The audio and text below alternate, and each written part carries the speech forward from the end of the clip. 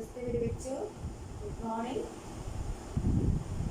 तो बच्चे अगले हफ्ते हमारा हाफ ईयरली एग्जाम शुरू होते हैं, है ना। അടുത്ത ആഴ്ച നമ്മളുടെ എന്താണ് हाफ ईयरली एग्जाम ആരംഭിക്കാൻ പോവുകയാണ്. तो इसमें आप लोगों को 4 पार्ट पढ़ना था एग्जाम के लिए, परीक्षा के लिए आप लोगों को 4 पार्ट पढ़ना था. ഏതൊക്കെയാണ് 4 പാഠങ്ങൾ? ഏതൊക്കെയാണ് മക്കളെ? मेरे जीवन का लक्ष्य, प्रजाप्रेम, पत्र की आत्मकथा, गर्मी का मौसम. एक എന്താണ് 3 prose और 1 poem, है ना. അല്ലെ 3 ഗദ്യങ്ങളും ഒരു പോയവും നമുക്ക് എന്ത് ചെയ്യാനുണ്ട് മക്കളെ? പഠിക്കാനായിട്ടുണ്ട്. तो प्लीज स्टडी वेल, നന്നായിട്ട് പഠിക്കുക. तो हम पाठ पर ध्यान करेंगे. तो बच्चे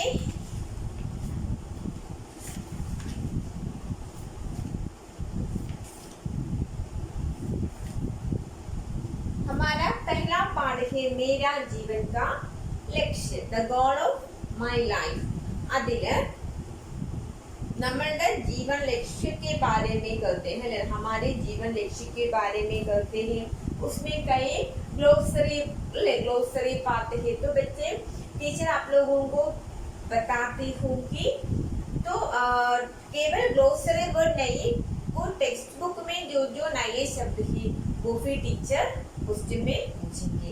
ടീച്ചർ കേവലം ഗ്ലോസറി വേർഡുകൾ മാത്രമായിരിക്കത്തില്ല ചോദിക്കുന്നത്.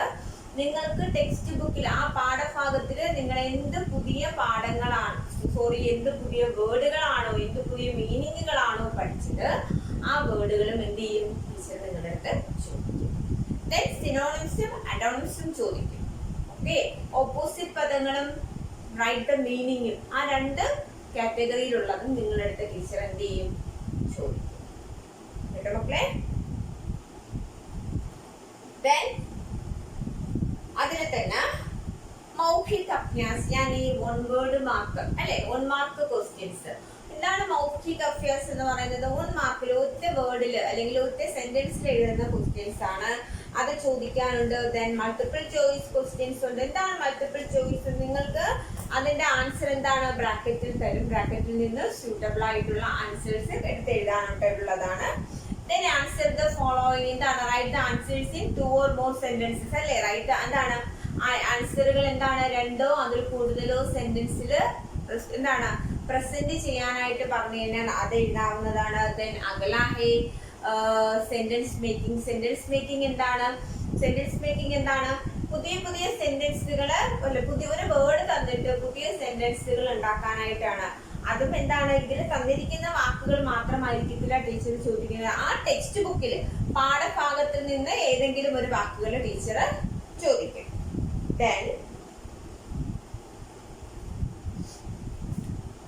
Then कुछ സംയുക്താക്ഷർ यानी കോമ്പൗണ്ട് ലെറ്റേഴ്സ് അല്ലെ. എന്താണ് സംയുക്താക്ഷർ എന്ന് വെച്ചാൽ എന്താണ്? നിങ്ങൾ ഇംഗ്ലീഷിൽ ജോയിൻ ലെറ്റേഴ്സ് എന്നോ അല്ലെങ്കിൽ കോമ്പൗണ്ട് ലെറ്റേഴ്സ് എന്നോ പഠിച്ചിട്ടുണ്ടായിരിക്കും ഇല്ലേ മക്കളെ? അങ്ങനെയുള്ള ലെറ്റേഴ്സ് ഇങ്ങനെയാണ്. ഇപ്പൊ ടീച്ചർ ഇങ്ങനെ ഒരു അക്ഷരം തരികയാണ്. എന്താണ് അതിനെ സ്പ്ലിറ്റ് ചെയ്ത് എഴുതാൻ പറഞ്ഞു കഴിഞ്ഞാൽ നിങ്ങൾ എങ്ങനെ എഴുതണം? ഇങ്ങനെ എഴുതുക. ഓക്കെ, യ എന്ന അക്ഷരം എങ്ങനെ സ്പ്ലിറ്റ് ചെയ്യും? പ്ലസ് യ. ഇല്ലെങ്കിൽ ടീച്ചർ ഇങ്ങനെ തരും പ്ലസ് ത എന്താണെന്ന് ചോദിക്കും. അപ്പൊ മക്കള് ഇത്താന്ന് എഴുതണം.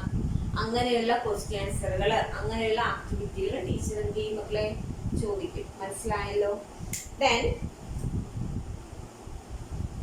അപ്പൊ ആ പാഠഭാഗത്തിൽ നിന്ന് നമുക്ക് എന്തൊക്കെയാണ്? ദെൻ നമ്മൾ എന്താണ് ജെൻഡർ ചേഞ്ചിങ് അല്ലെ. ജെൻഡർ ചേഞ്ചിങ് എന്താണ്? ജെൻഡർ ചേഞ്ചിങ് പുല്ലിംഗ ശബ്ദത്തിൽ തരുന്ന ഭാഗങ്ങള് സ്ത്രീലിംഗത്തിലോട്ട് ആക്കണം ഇല്ലേ. അപ്പോഴതിനുമുണ്ട് എന്താണ്? ഇപ്പൊ ടീച്ചർ നിങ്ങളുടെ അടുത്ത് ജെൻഡർ ചേഞ്ചിങ്ങിന് തരും. എന്താണ്? ആത്മീ എന്ന വേർഡ് തന്നു കഴിഞ്ഞാൽ അതിന്റെ ജെൻഡർ എഴുതാൻ പറഞ്ഞു കഴിഞ്ഞാൽ നിങ്ങൾ എന്ത് എഴുതുക? അതിന്റെ ഓപ്പോസിറ്റ് ജെൻഡർ ഏതാ? ഔര്, ബെച്ച, ബെച്ചി. കണ്ടോ? ഇങ്ങനെയുള്ള വേർഡുകൾ തരും. അതും പാഠഭാഗത്തിൽ നിന്ന് ഉള്ളതായിരിക്കും തരുന്നത്. ആക്ടിവിറ്റി ബേസ് അല്ല, പാഠഭാഗത്തിന്റെ അടുത്തുനിന്ന് വരുന്നു അകത്തുനിന്ന് ഉള്ളതായിരിക്കും. അതിന്റെ ജെൻഡർ ചേഞ്ചിങ് എഴുതാനായിട്ട് ചോദിക്കാവുന്നതാണ്. ദെൻ ആന്റോണിംസ് എഴുതാനായിട്ട് ടീച്ചർ പറഞ്ഞു. സച്ച, ചൂട്ട, അങ്ങനെ ടെക്സ്റ്റ് ബുക്കിൽ കുറെ ഉണ്ട്. അതിനോടൊപ്പം എന്താണ്, കുറച്ച് കാര്യങ്ങൾ പുറത്തുനിന്നും കൂടി നന്നായിട്ട് പഠിക്കാനായിട്ട് ശ്രമിക്കുക. ഓക്കെ. അപ്പോൾ ആ ഒരു പാഠത്തില് എന്തെങ്കിലും ഒരു ഡൗട്ടുകളോ എന്തെങ്കിലും ഒരു നിങ്ങൾക്ക് എന്തെങ്കിലും कोई संदेश यानी कोई डाउट है तो जरूर मुझको कॉल करना.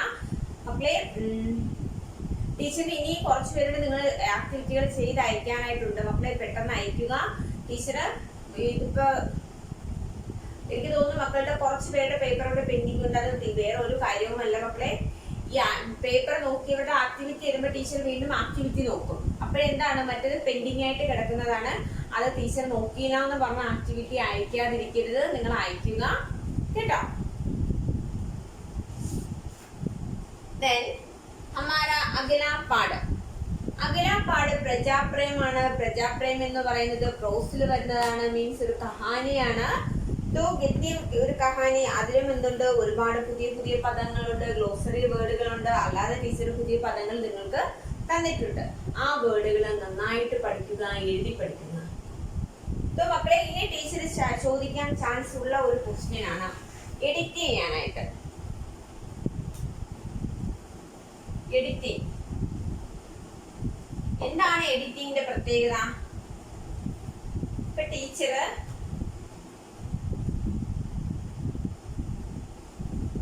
ഇങ്ങനെ ഒരു വേർഡ് തന്നിരിക്കും, തെറ്റാണ് തന്നിരിക്കുന്നത്. നിങ്ങൾക്കറിയാം इस वर्ड सही नहीं है, गलत है, वर्ड का मतलब गलत है, तो इसे आप लोग सही करके लिखना है. कैसे इसे सही करते हैं? ये वर्ड, ये अक्षर हम गलत है तो हम इसे ऐसा लिखते हैं. तो जरूर आप लोगों ने ऐसा ही पढ़ना. मीन्स क्या है, नए शब्दों को उनके उच्चारण और उनके ध्वनि के आधार पर अच्छी तरह से सीखिए. പുതിയ പദങ്ങളെ അതിന്റെ വാക്കുകൾ, ഓരോ അക്ഷരങ്ങൾ എഴുതുന്ന രീതി എങ്ങനെയാണ്, അതിന്റെ ധ്വനികൾ എഴുതുന്ന രീതി എങ്ങനെയാണ് എന്ന് മനസ്സിലാക്കി എന്ത് ചെയ്യണം, പഠിക്കണം. അപ്പൊ എഡിറ്റിംഗ് എന്ന് പറഞ്ഞ ഒരു പോർഷൻ വന്നു കഴിഞ്ഞാൽ എഴുതാൻ പറ്റുമല്ലോ, പറ്റും. പ്രജാപ്രേമിൽ എന്തുണ്ട് മക്കളെ, എന്തുണ്ട്, വൺ വേർഡ് ക്വസ്റ്റ്യൻസ് ഉണ്ട്, മൾട്ടിപ്പിൾ ചോയ്സ് ക്വസ്റ്റ്യൻസ് ഉണ്ട്, true or false. True or false teacher ചോദിക്കത്തില്ല. അടുത്തത് ഏതാണ്, ആൻസർ ദ ഫോളോയിങ് ഉണ്ട്, പിന്നെ മാച്ച് ദ ഫോളോയിങ് ഉണ്ട്, മേക്ക് സെന്റൻസസ് ഉണ്ട്. അങ്ങനെയുള്ള ഒരുപാട് കാര്യങ്ങളുണ്ട്.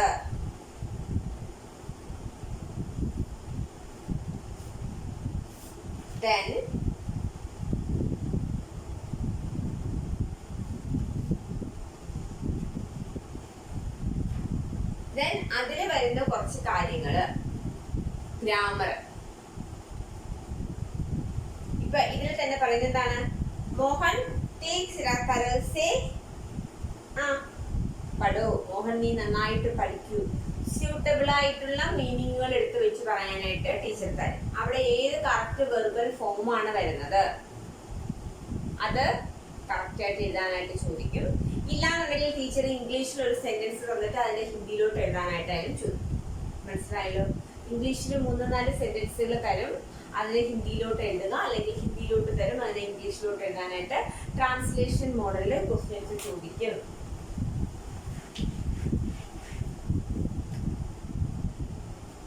എന്താണ് ട്രാൻസ്ലേഷൻ?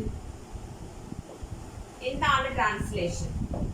ഇംഗ്ലീഷിൽ നിന്ന് ഹിന്ദി അല്ലെങ്കിൽ ഹിന്ദിയിൽ നിന്ന് ഇംഗ്ലീഷിലോട്ട്. എന്താണ്?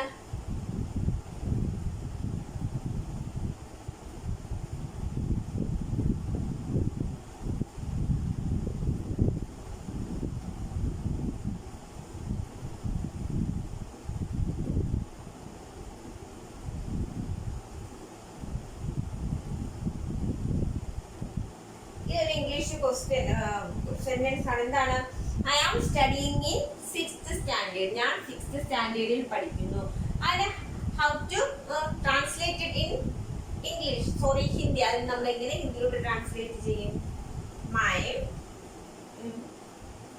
ഐ എഴുതി, മൈ 6th സ്റ്റാൻഡേർഡ്.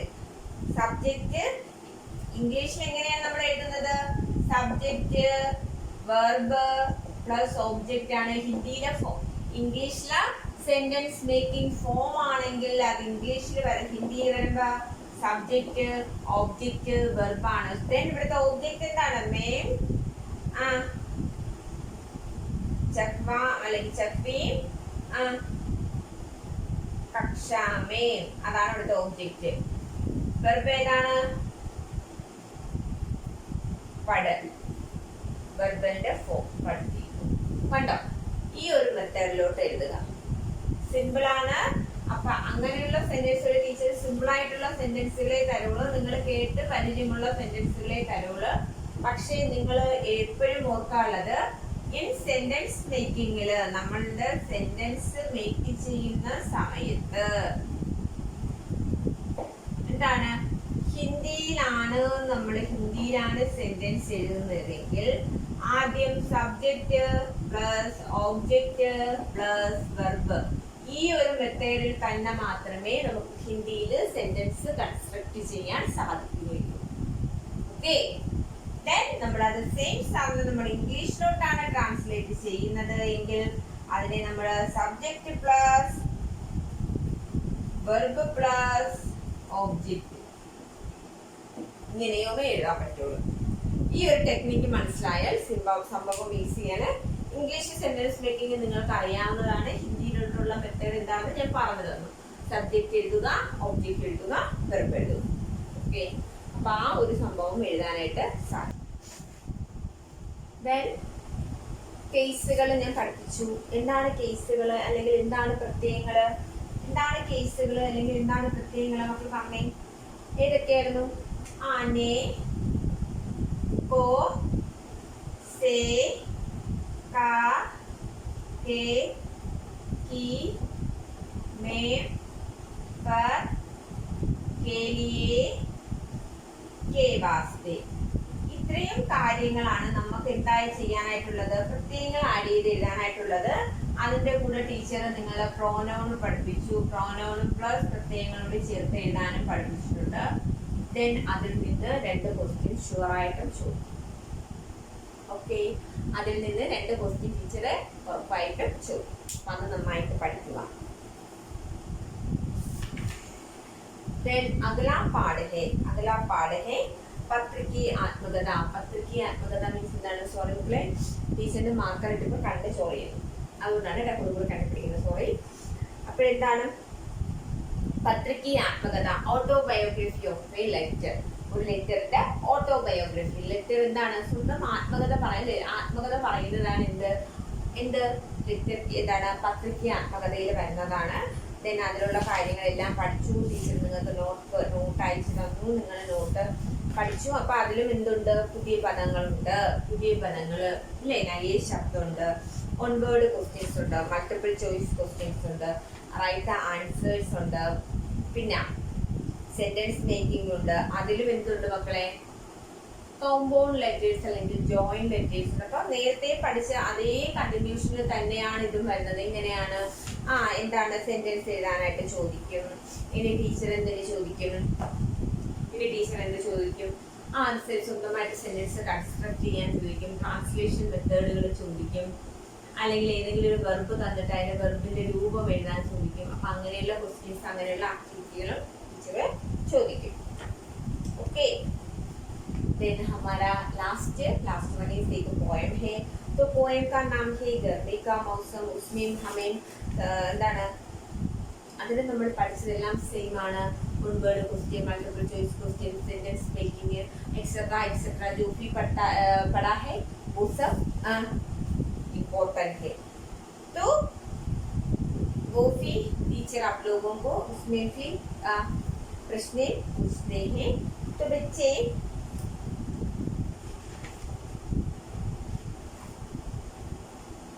तो आप लोगों को टीचर ऐसे आप लोगों को कहते हैं. तो बच्चे एग्जाम लिखते समय प्लीज वाइट पेपर पर लिखो. നിങ്ങൾ എക്സാം എഴുതുമ്പോഴേ വൈറ്റ് പേപ്പറിൽ തന്നെ എഴുതി ടീച്ചേഴ്സിന് അയക്കണം. കാര്യം ഇപ്പൊ മക്കളെ ടെസ്റ്റ് പേപ്പർ എഴുതി അയച്ചതുപോലെ ടീച്ചേഴ്സിന് അയക്കല്ലേ എന്ന് വെച്ചാൽ ഒരുപാട് വിഷമമുണ്ട് മക്കളെ. ഇപ്പൊ ടീച്ചർ 5 ആക്ടിവിറ്റി തന്നത് 5 പേപ്പറിലാണ് നിങ്ങൾ മിക്കവരും എഴുതി അയച്ചിരിക്കുന്നത്. അങ്ങനെ വരുമ്പോൾ ടീച്ചറിന് പേപ്പർ ചെക്ക് ചെയ്യാനായിട്ട് ഒരുപാട് ബുദ്ധിമുട്ടാണ്. മനസ്സിലായോ? അപ്പൊ അപ്പൊ നിങ്ങൾക്ക് തന്നെ അറിയാം, നിങ്ങളുടെ ഇത്രയും പേരുടെ ബുക്കുകളും അത്രയും ആക്ടിവിറ്റി, ഇത്രയും ഹോംവർക്കുകൾ, കോപ്പി, നോട്ട്ബുക്ക് ഇതെല്ലാം അതിന്റെ കൂടെയാണ് ടെസ്റ്റ് പേപ്പർ വന്നത്. അപ്പൊ ടീച്ചറിന് ഇത് ഇത്രയും കൂടി ആകുമ്പോഴ് ഓവർലോഡായിട്ട് വന്ന് വരികയാണ്. അപ്പൊ നിങ്ങൾ എന്ത് ചെയ്യുക, പേപ്പറിന്റെ എണ്ണം ഒന്ന് കുറച്ചാൽ ടീച്ചറിന് സൗകര്യമായിരുന്നു കേട്ടോ മക്കളെ.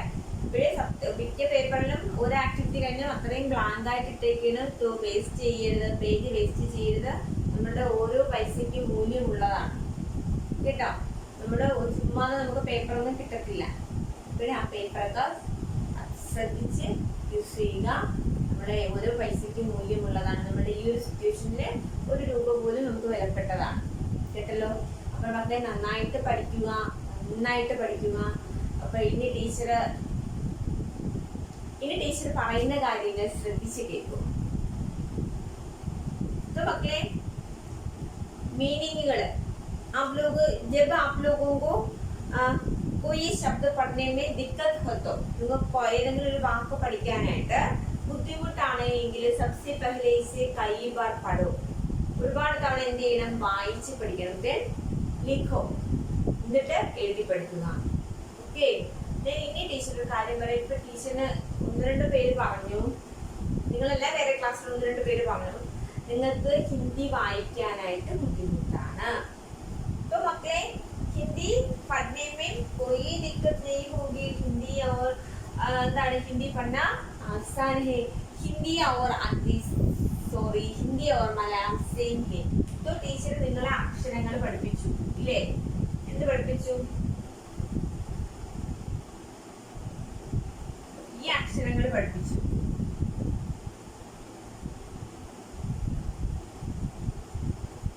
ഈ അക്ഷരങ്ങൾ ടീച്ചർ പഠിപ്പിച്ചു.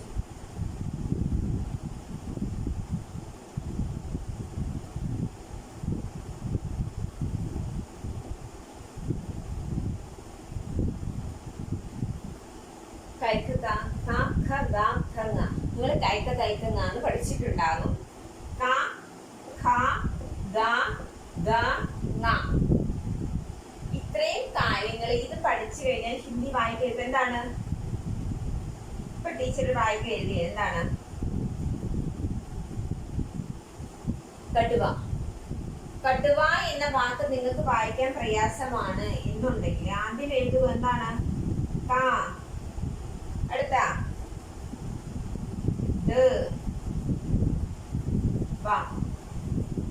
കടുവ. കണ്ടോ? അതിന്റെ English pronunciation, English phonic sound എഴുതിയാൽ അതിന് മുകളിൽ എഴുതി നോക്കിയാൽ ആ വേർഡ് വായിക്കാനായിട്ട് ഈസി ആയിരിക്കും. ഓക്കെ. ഇപ്പൊ ഇംഗ്ലീഷ് സൗണ്ട് അറിയത്തില്ല എന്നുണ്ടെങ്കിൽ നിങ്ങൾക്ക് എന്ത് ചെയ്യാം, മലയാളം യൂസ് ചെയ്യാം.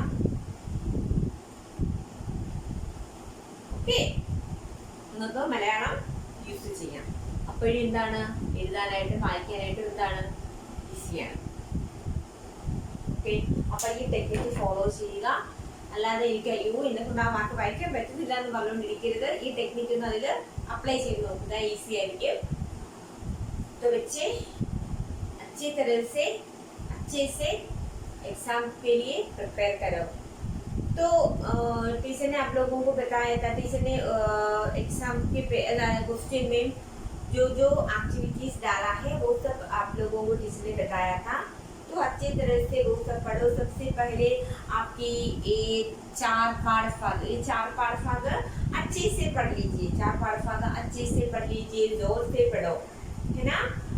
तो फिर एक और बात है, तो कोई क्वेश्चन पढ़ने में आपको मुश्किल है तो जरूर आप लोगों ने उसे लिख कर पढ़ो, है ना. लिख कर हम लोग जो जो लिख कर पढ़ते हैं वो कभी नहीं भूलेंगे. നമ്മുടെ എഴുതി പഠിക്കുന്ന കാര്യങ്ങൾ ഒരിക്കലും മറക്കത്തില്ല. अच्छे तरह से अपने अपने काम से निपटाओ. നിങ്ങളുടെ ജോലി നിങ്ങൾ നന്നായിട്ട് തന്നെ ചെയ്തു തീർക്കുക. तो बच्चे ऑल द बेस्ट. एग्जाम के लिए ऑल द बेस्ट. ടീച്ചർ ഏതൊക്കെ ആക്ടിവിറ്റികൾ എങ്ങനെയൊക്കെയായാലും ചോദിക്കുന്നു എന്ന ഒരു മെത്തേഡ് മാത്രമേ ഇതിൽ പറഞ്ഞു തന്നിട്ടുള്ളൂ. കാര്യം അതേ മതി. നിങ്ങൾക്ക് അല്ലാതെ ക്വസ്റ്റ്യൻ്റെ ആ ഒരു മോഡൽ ടീച്ചർ പറഞ്ഞു തരത്തില്ല. ഇന്ന ആക്ടിവിറ്റികളൊക്കെ ടീച്ചർ അതിൽ ഉൾപ്പെടുത്തിയിട്ടുണ്ട്. അപ്പം ആ ഒരു ലെവലിൽ എക്സാമിനുള്ള പ്രിപ്പറേഷൻ ചെയ്യുക. Okay, stay home, stay safe. ധന്യവാദം.